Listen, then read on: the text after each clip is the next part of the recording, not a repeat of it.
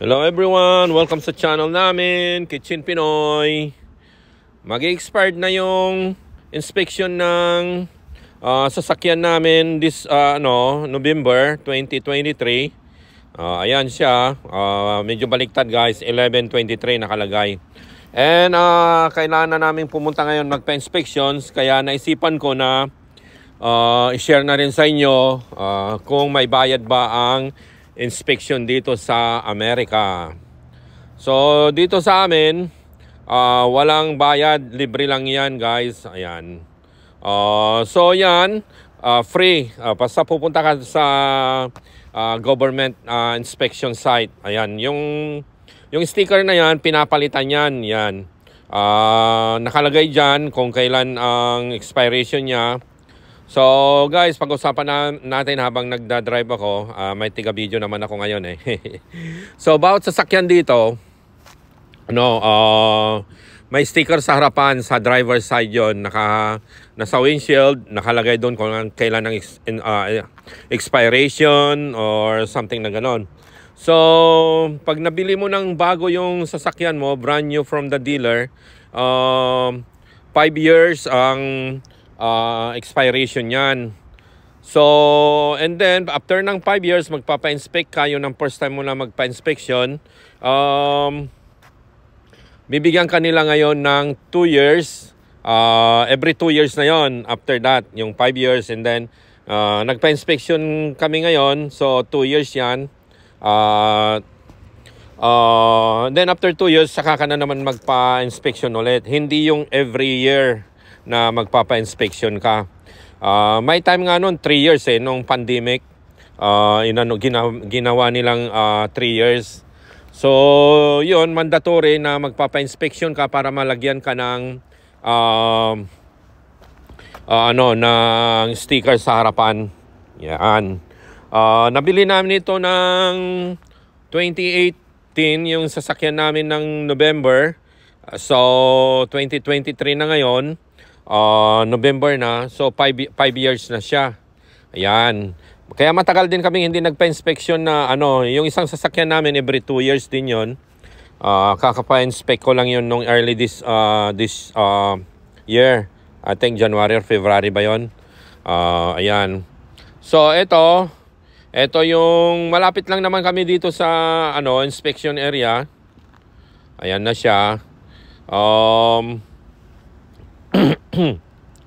Ang una natin kukunin dito, ayan, yung ticket. Ayan, kukuha ng ticket mo dyan. Ayan.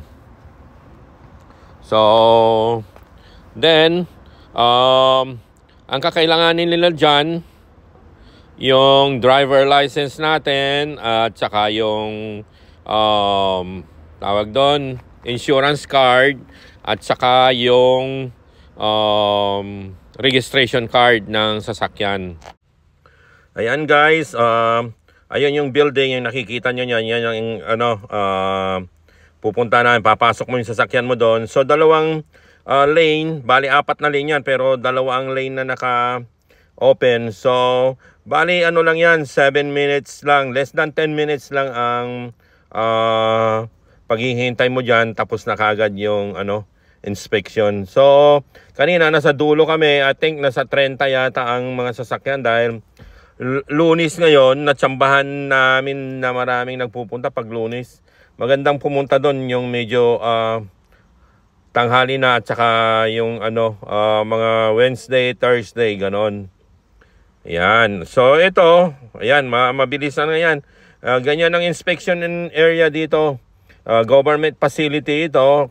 Libre ito, wala kang babayaran kahit 5 dyan. Ayan. Pasok ka lang doon.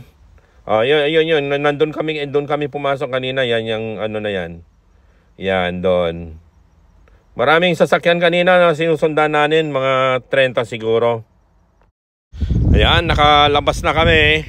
Bawal mag-video sa loob, kaya hindi ko na i-video. Nakalagay doon. Pag sinabing bawal dito, bawal talaga. So, walang yon. Ayan. Bali, 7 minuto lang kami sa loob. Mabilisan lang. 2 yung naka-lane. Yung 2 yung naka-open na lane. At okay na siya, kaya ang bilis kahit maraming tao. Yung paghihintay lang kanina namin yung matagal dahil ang dami, mga 30 yung sasakyan. So ito na yung sticker natin, ayan oh. Nakalagay dyan 2025 na ang expiration yan. So may 2 taon kami bago magpa-inspect ulit. Balikan na lang naman dito ulit sa inspection area na yan.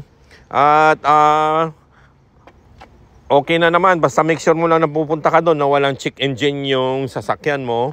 Pag may check engine yan, automatic bagsak yan. Kasi ang ginalawa lang nila, sinaksak lang naman nila yung computer na wala nang maraming And then yung wala na yata silang ibang chinek.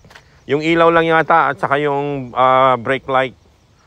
Yun yung ibang chinek nila na na mga importanteng chinecheck nila. Noong unang panahon, 27 years ago, lahat chinecheck nila, yung tambutso, bla bla bla, mga ilaw, preno, ano pa, tinecheck din nila kung may wiggle yung gulong mo sa harapan. Pero ngayon nag-iba na, na lang yung sa computer na lang ang chinecheck nila. Ayan, thank you guys.